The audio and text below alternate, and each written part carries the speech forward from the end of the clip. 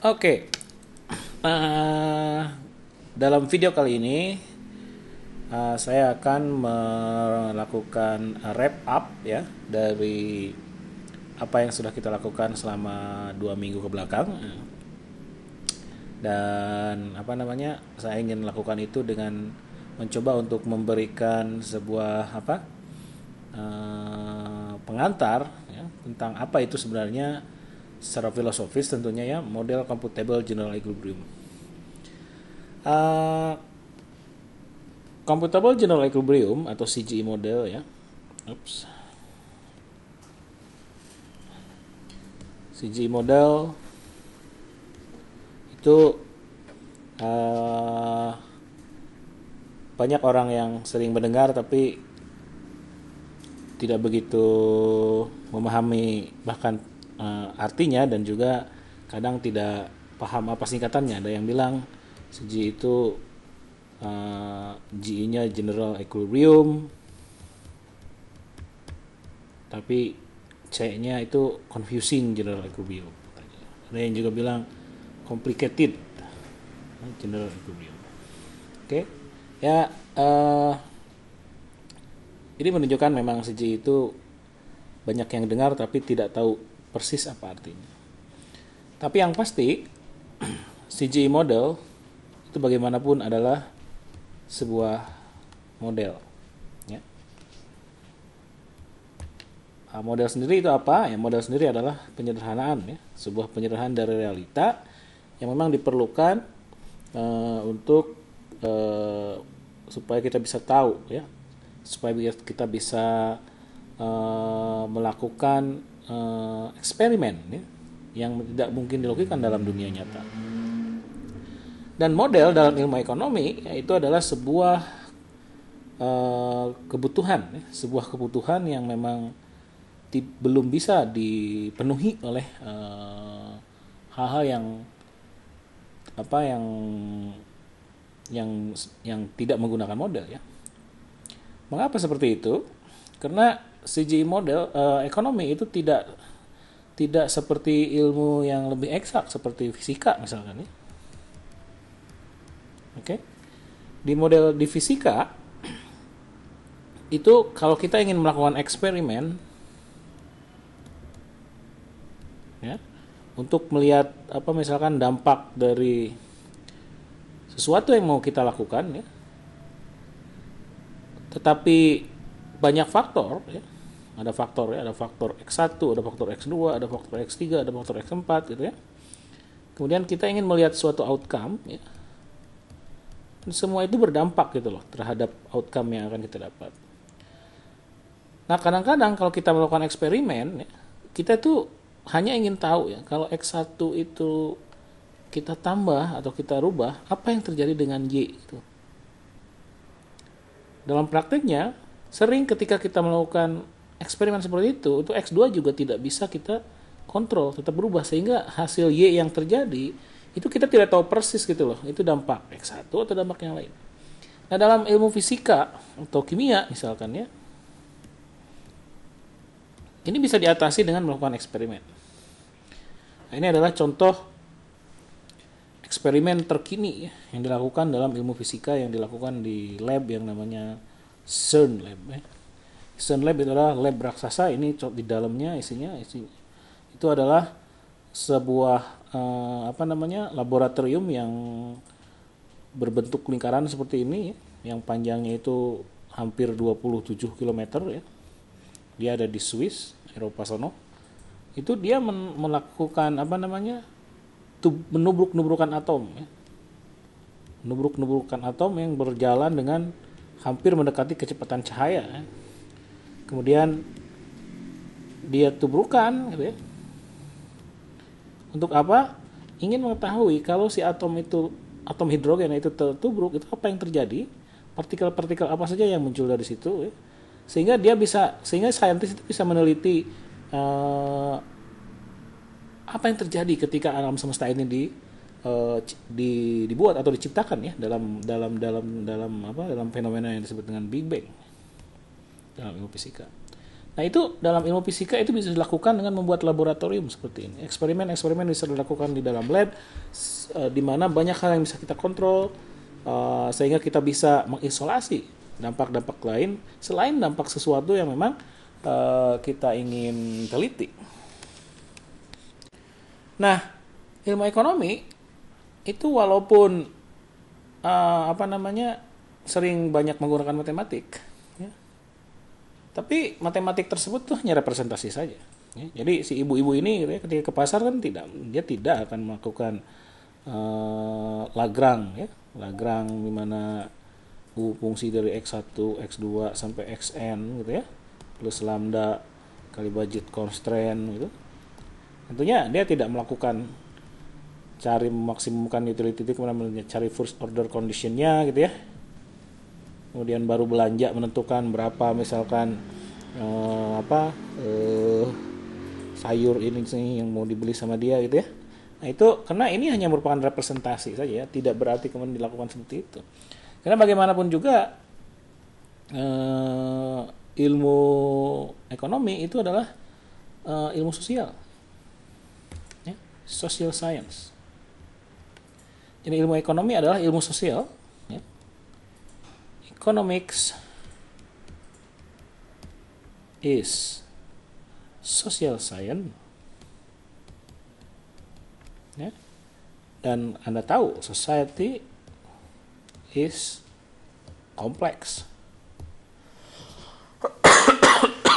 Jadi ilmu ekonomi adalah social science di mana di dalamnya banyak faktor yang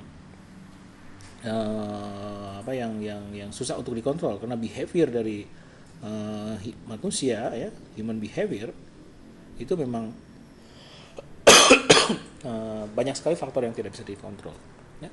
Contoh misalkan ada riset terakhir yang menarik yang saya dapat papernya ya, dari jurnal Computational Science, di mana sekarang orang tuh bisa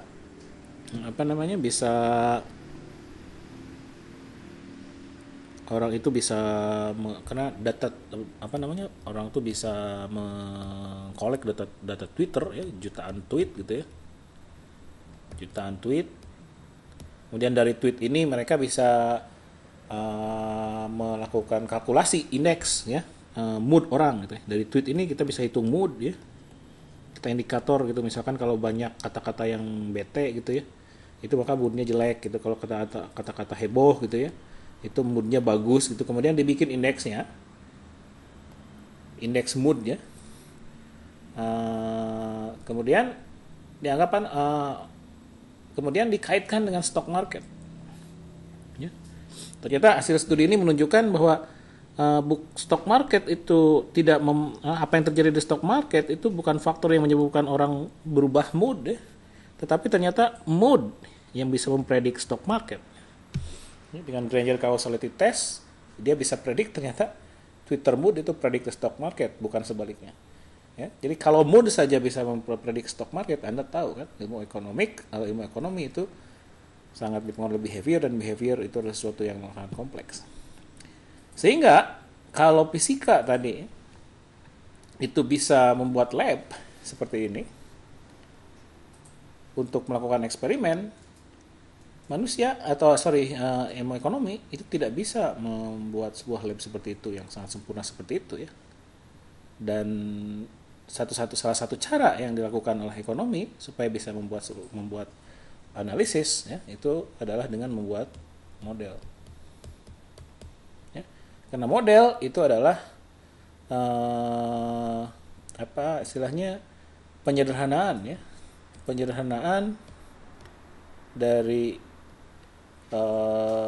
dari kompleks society ya, dimana kalau kita membuat model ya, karena kita sendiri yang membuat model, maka kita bisa melakukan eksperimen ya,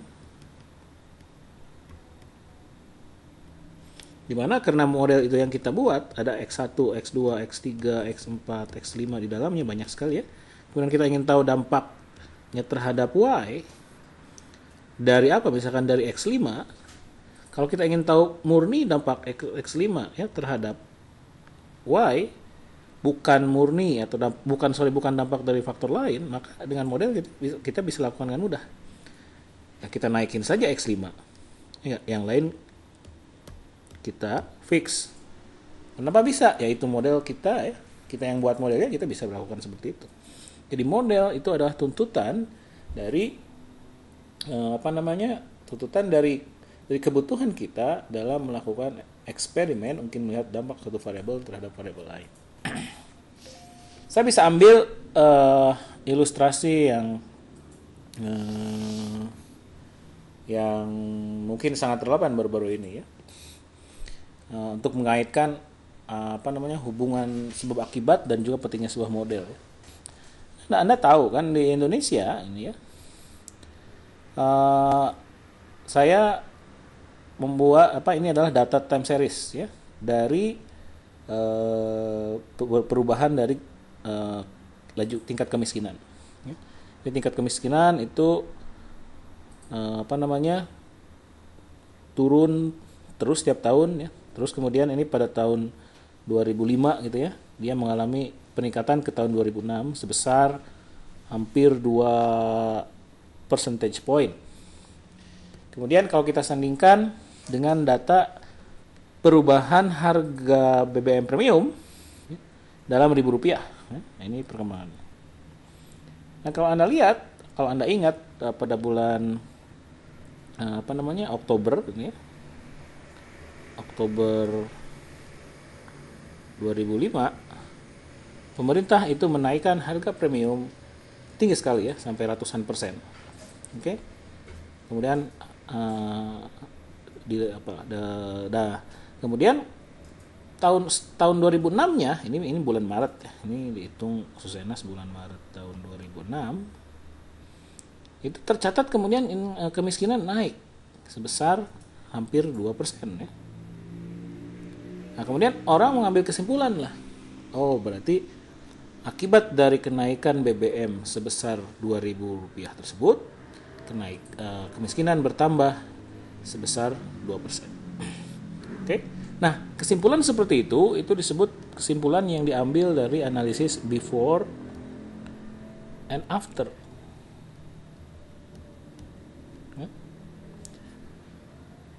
Padahal hasil kesimpulan seperti itu tentu tidak akurat.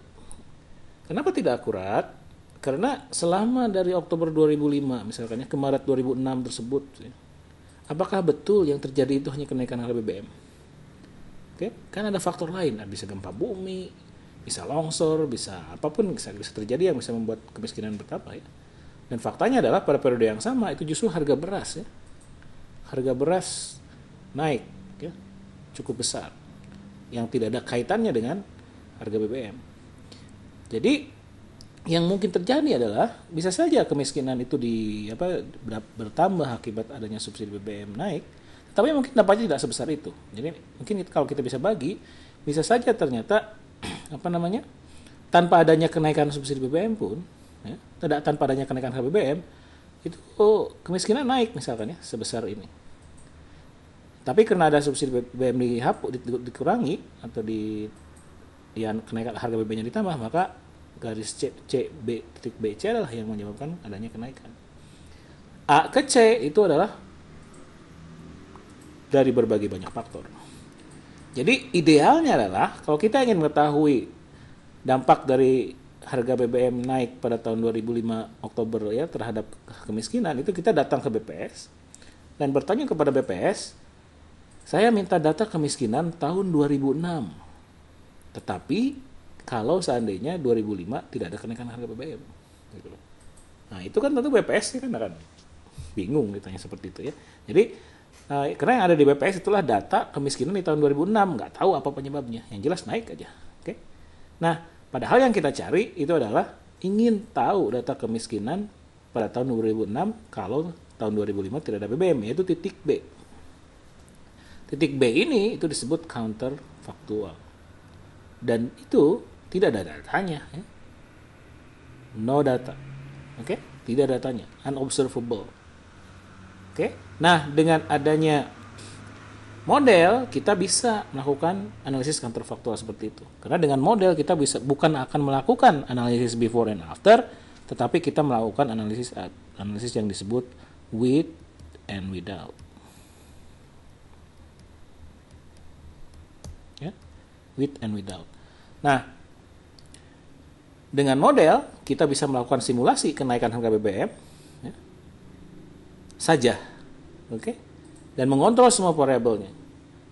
Oke, jadi kalau misalkan kemiskinan naik 1%, itu artinya interpretasinya adalah kemiskinan akan naik kalau ada kenaikan BBM dibandingkan dengan tidak ada kenaikan BBM gitu loh, with and without.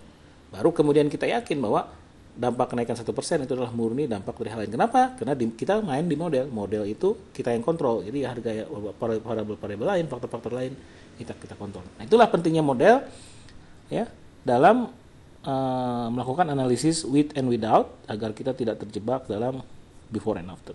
Nah, CGI model itu persis ya melakukan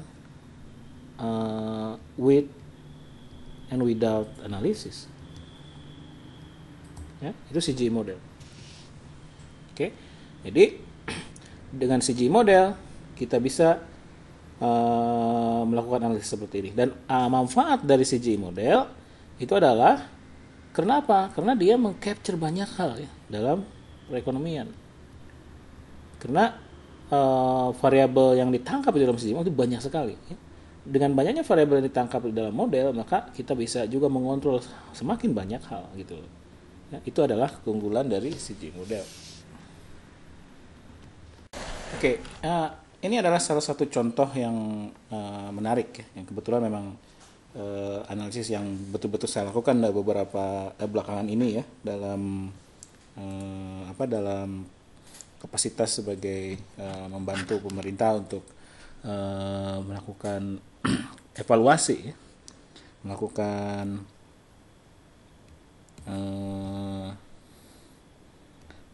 evaluasi terhadap dampak dari berbagai alternatif kompensasi kenaikan harga BBM.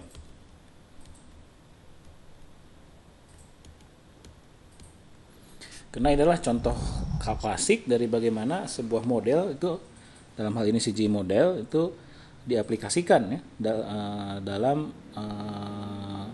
analisis kebijakan ya. Jadi pertanyaannya itu adalah ada beberapa alternatif kompensasi yang akan dilakukan pemerintah ya sebagai mitigasi kenaikan harga BBM. Jadi harga BBM misalkan rencananya akan dinaikkan sebesar Rp1.500 gitu ya. Terus pemerintah juga akan melihat bagaimana dampaknya terhadap kemiskinan. Jadi ini adalah kemiskinan ya. Nanti perubahan atau delta dari kemiskinan ya. Untuk melihat dampaknya kalau misalkan dilakukan berbagai alternatif kompensasi. Nah, ada PKH ya, program keluarga harapan, kemudian ada Raskin, kemudian ada BSM, jadi BSM itu beasiswa ya, bantuan siswa miskin, kemudian ada kombinasi Raskin, PKH dan BSM ya. Kemudian ada bantuan langsung sementara masyarakat, ini cash transfer. Dan ini adalah kombinasi dari semuanya. Pertanyaan yang muncul dan juga sangat relevan secara politik itu adalah karena BLSM itu resistensinya cukup tinggi ya, karena bisa dianggap sebagai politik money politik ya, money politics, sehingga muncul pertanyaan seandainya gitu ya harga BBM tetap dinaikkan 1.500, kemudian dilakukan kompensasi tanpa menggunakan BLSM, apakah cukup untuk mengkompensasi supaya masyarakat itu supaya kemiskinan itu tidak berdampak atau tidak ada dampaknya terhadap kemiskinan atau bisa diredam gitu ya. Atau itu ini adalah policy evaluation dari 6 kasus ini, 1 2 3 4 5 6. Ya. Dan karena kita mau membandingkan performance dari katakanlah dari kebijakan 1 dan kebijakan 2, oke. Nah, kita harus yakin bahwa hasil dari model itu adalah murni dampak dari kebijakan tersebut.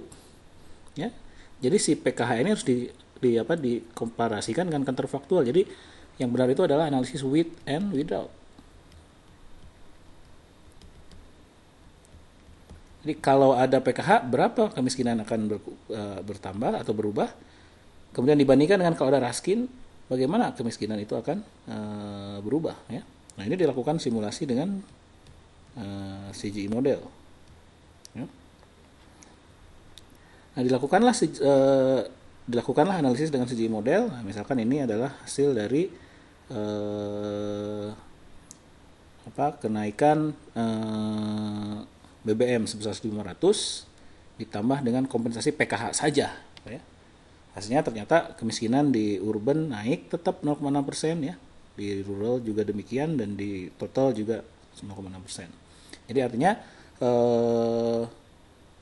kenaikan harga BBM sebesar 1.500 dibarengi dengan PKH itu tidak cukup untuk meredam dampak terhadap kemiskinan. Bagaimana dengan Raskin? Nah, ini dampak dari Raskin.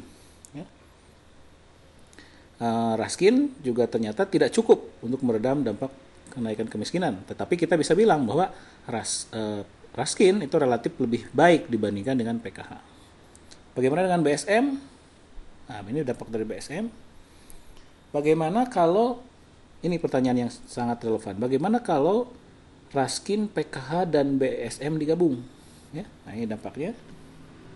Nah, ternyata masih tetap belum bisa mengurangi dampak, ya. Tidak bisa meredam dampak terhadap kemiskinan, ya. Tapi memang untuk rural gitu ya, untuk rural cukup hampir bisa meredam. Tetapi urban itu ternyata masih belum bisa diredam. Nah, kalau BLSM bagaimana? BLSM itu dia di sini simulasinya itu 150.000 rupiah gitu ya per bulan per keluarga yang dilakukan selama 6 bulan kalau dalam analisis ini. Ya. Ini dampaknya seperti ini. Oke. Ternyata dampaknya secara umum bisa meredam BLSM saja, ya, kemiskinan di total. Ya. Walaupun sumber pengurangan kemiskinannya itu ada di rural. Ya, kesimpulannya apa? Kesimpulannya ternyata BLSM saja pun tidak mampu untuk meredam dampak kemiskinan di perkotaan. Tetapi karena dia bisa meredam, ya, dampak kemiskinan di pedesaan, secara agregat kemiskinan itu berkurang.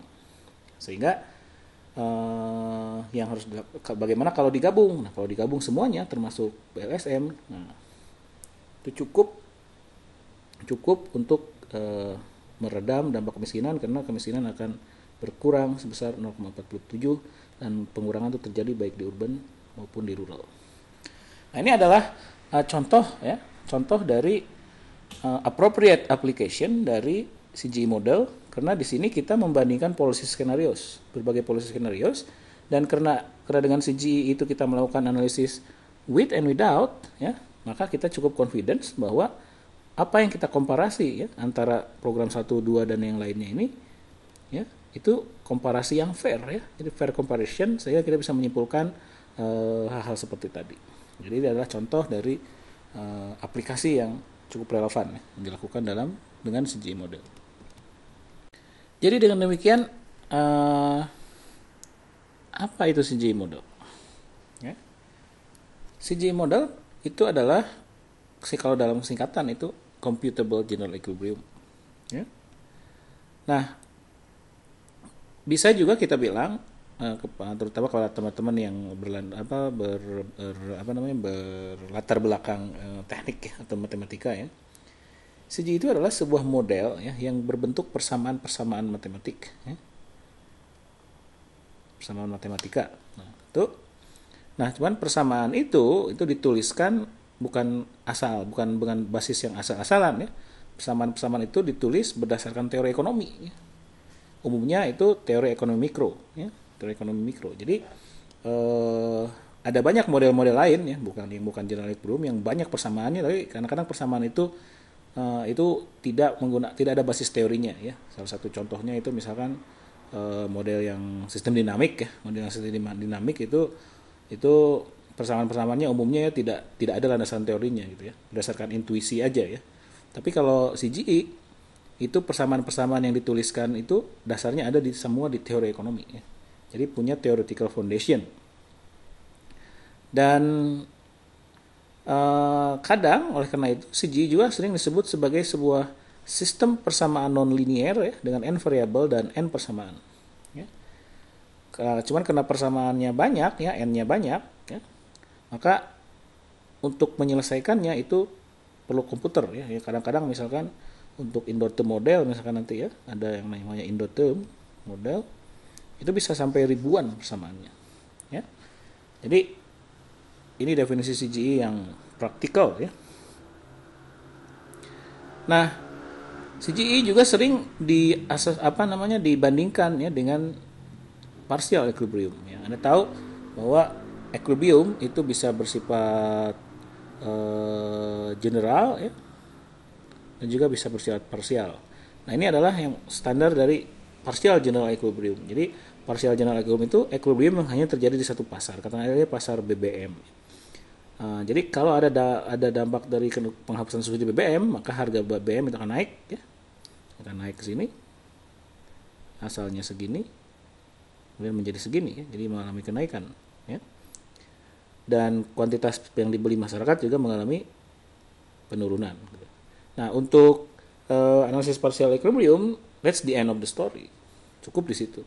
Tapi general equilibrium itu mengakomodasi kenyataan ya, bahwa sesuatu yang terjadi di suatu pasar, terutama kalau dampaknya cukup besar ya dalam proporsinya terhadap perekonomian, itu juga akan berdampak terhadap pasar lain. Misalkan pasar transportasi akan dipengaruhi ya, karena biaya transportasi akan meningkat ya, sehingga biaya produksi akan meningkat, supply curve akan bergeser ke atas ya, sehingga harga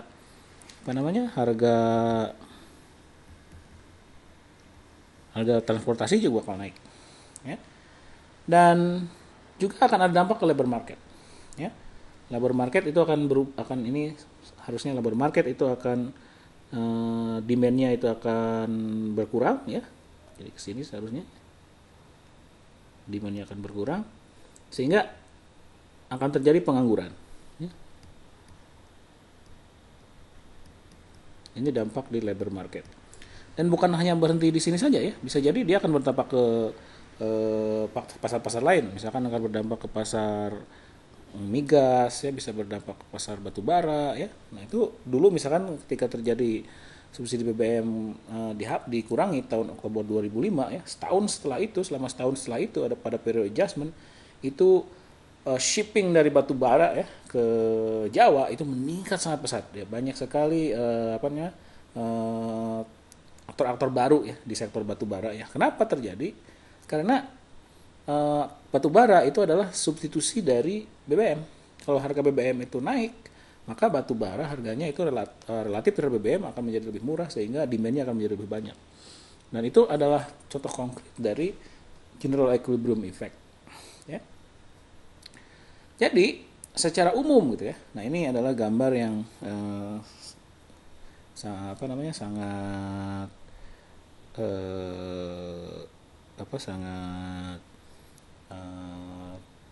sangat umum Anda temukan, Anda lihat ya kalau Anda belajar ekonomi mikro ya, karena ini saya ambil dari bukunya Nicholson ya, Walter Nicholson.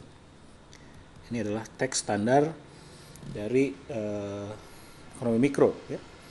Nah, ini bahwa economic models itu di dalamnya ada behavior yang berdasarkan teori ekonomi ya. Contohnya adalah utility maximization sama profit maximization. Nah, ke dalam model itu disuntikan exogenous variable. Ini exogenous variable ya.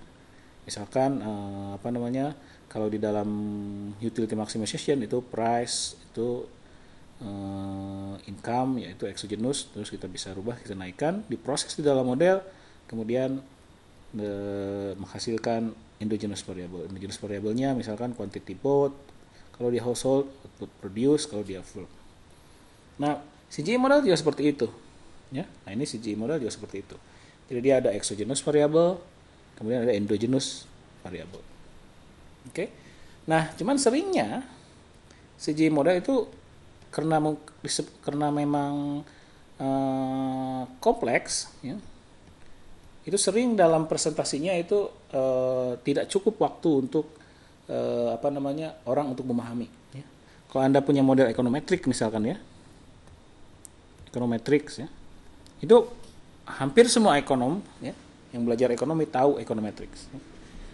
Tahu itu bagaimana ya. Jadi ketika ya ada persamaan ya, alpha plus beta kali x1 plus gamma kali x2 plus error, kemudian di report hasil dari ekonometriknya ya, ini misalkan signifikan dan lain-lain dan seterusnya. Itu orang yang baca paper atau orang yang lihat presentasi tahu persis apa yang Anda bilang. Karena persamaannya juga nggak banyak-banyak ya. Cuman ketika kita mereport hasil CGI, itu kita tidak bisa gitu mengeluarkan persamaannya gitu. Karena persamaannya bisa ribuan lain sih. Oke, sehingga biasanya persamaannya itu buried ya, terkubur di appendix ya. Dan orang juga tidak bisa belajar dalam 1-2 menit gitu loh, memahaminya. Ya. Nah, umumnya kemudian orang tuh kan frustasi gitu loh. Jadi dia tidak mau mempelajari itu ya, kemudian langsung menuduh bahwa apa yang kita lakukan itu salah gitu loh, karena mereka tidak paham. Sehingga makanya ditulis CGI model itu disebut dengan black box. Oke, nah ini menurut saya adalah sebuah kesalahpahaman ya, dengan motivasi seperti itu. CGI model tidak black box ya, ada persamaan di dalamnya dan kita wajib gitu loh untuk menunjukkan persamaan-persamaan tersebut ya ke para audiens ya. Tentu selain persamaan ya, juga kita harus jelaskan yang penting adalah assumption-nya ya. Karena kalau assumption-nya berbeda, itu tentunya juga hasilnya mungkin berbeda, dan kita penting untuk transparan ya dalam menuliskan asumsi di dalam model ya. Nah, oleh karena itu CGI model itu kita harus bisa menjelaskan apa isinya ya. Apa isi black box ini. Memang susah untuk menjelaskannya dalam 1-2 menit, tapi kalau boleh saya rangkum ya, isi dari black box itu seperti ini. Jadi CGI model itu adalah di dalam black box itu isinya apa? Isinya itu persamaan gitu ya. Dan persamaannya tidak 1-2 tapi many ya, many equation. Dan kalau lebih spesifik atau lebih komprehensif, itu adalah bukan sembarang equations, tapi a system of non-linear equations with n equations, n endogenous variable, and many exogenous variables. Jadi dia di sini untuk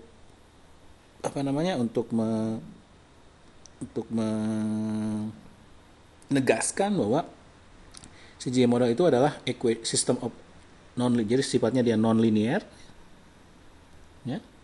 Sifatnya non-linear, kemudian dia harus square ya. Artinya ada n equation dan n endogenous variable. Oke. Dan juga many exogenous variable. Ya, itu main equation. Jadi isinya apa CGI? Equation ya. Not one or two, tapi many. Equationnya kayak gimana? Equationnya sifatnya non-linear, dan sebagai sebuah sistem dia n equation and n endogenous variable, sehingga bisa di-solve ya secara mathematically. Terus kemudian equation itu apa artinya? Apa yang mendasarinya? Ya? Atau apa fungsinya? Ya? Fungsi dari equation tadi itu untuk menentukan price and quantities. Ya? Jadi equation itu dibuat untuk menentukan price and quantities. Ya? Jadi tujuan equation itu dibuat untuk itu. Price and quantity dari apa? Of commodities. Jadi, price and quantities dari commodities. Commodity. Dan biasanya dalam CGI commodity itu banyak, many commodities. Oke? Cuman selain commodities juga ada price and quantities lain yang ditentukan oleh persamaan-persamaan tadi, yaitu input. Jadi bukan hanya commodity tapi input.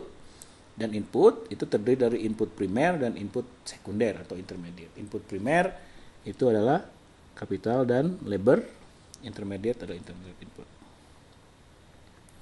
Terus apa karakteristik dari equation tersebut? Ya.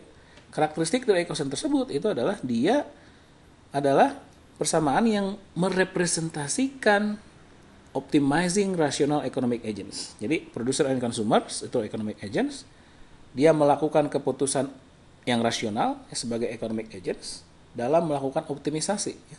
Jadi producer itu memaksimumkan profit atau minimumkan cost, dan consumer itu memaksimumkan utility. Jadi equation itu isinya adalah representasi dari kondisi-kondisi optimum. Jadi isinya itu sebenarnya adalah FOC banyaknya, first order condition dari optimization. Jadi yang merepresentasikan kondisi di mana si consumer dan produsen sedang optimum atau sedang melakukan rational decisions dalam perilaku ekonominya.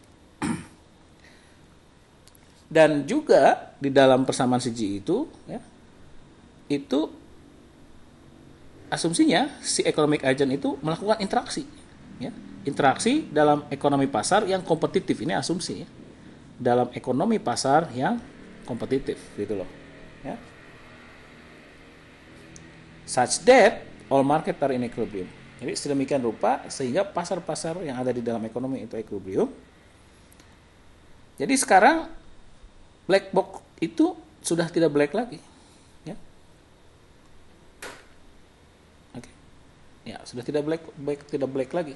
Jadi clear sekarang isinya. Jadi black box, blacknya itu sudah kita bisa coret, ya. Dia bukan black lagi tapi box, ya. Jadi dia jadi CGI itu di dalam black boxnya ada apa keorangannya? Oh, di dalamnya ada many equation, ya. Dan kita harus spesifik, dan kita harus juga bilang you can look at them, ya, tidak akan kami sembunyikan, gitu loh, ya. Tapi equation itu bersifat sistem, ya, sistem non-linear equation with an equation and homogeneous variable and many exogenous variable, dan equation tersebut, ya, itu menentukan harga dan kuantitas dari komoditinya banyak, juga input yang cirinya, ya, itu merepresentasikan agen ekonomi yang rasional yang sedang melakukan optimisasi yang berinteraksi dalam ekonomi pasar yang kompetitif sedemikian rupa sehingga pasar berada dalam equilibrium. Oke. Jadi kalau kita rangkaikan semua kondisi-kondisi tadi dalam sebuah kalimat, mungkin ini adalah, menurut saya, itu adalah definisi dari CGI model yang cukup representatif, ya. Jadi CGI model itu adalah isinya apa? Isinya adalah many equations that determine price and quantities of commodities and input characterized by optimizing rational economic agents who interact in a competitive market economy such that all markets are in equilibrium.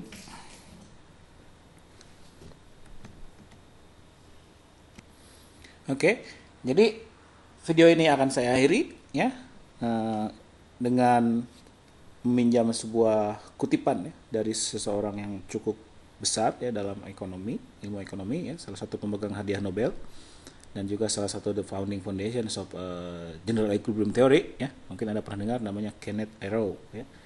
Nah, Kenneth Arrow itu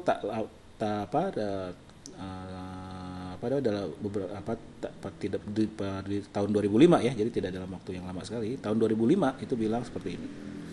In all cases where the repercussion of proposed policy are widespread, there is no real alternative to CGI model. Itu Kenneth Arrow yang bilang, ya. Tentunya ini adalah sebuah encouragement, ya, buat kita, ya, bahwa orang seperti Kenneth Arrow menyatakan bahwa CGI itu is useful, ya. Bisa digunakan terutama ketika proposed policies atau proposed analisis atau impact sesuatu shock yang kita lakukan itu dampaknya cukup besar, ya. Dan dampaknya terhadap market dari satu market ke market lain cukup besar. Dan untuk saat ini alternatifnya itu mungkin hampir tidak ada kalau selain CGI.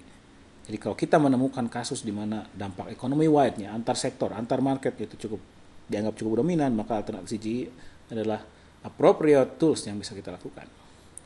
Tetapi, ya, ada tapinya.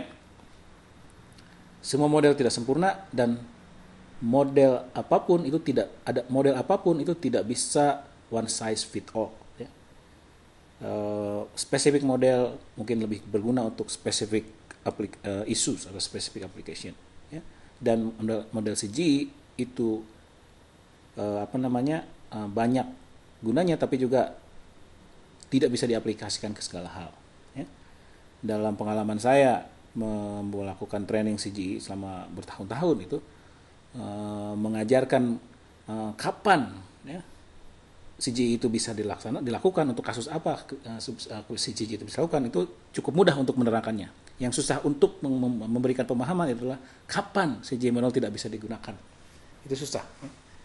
Nah, oleh karena itu saya juga akan mengutip seorang yang lain ya, yang menyatakan seperti ini. All models are wrong, but some models are useful. Nah, mudah-mudahan CGI adalah salah satu model yang useful. Terima kasih.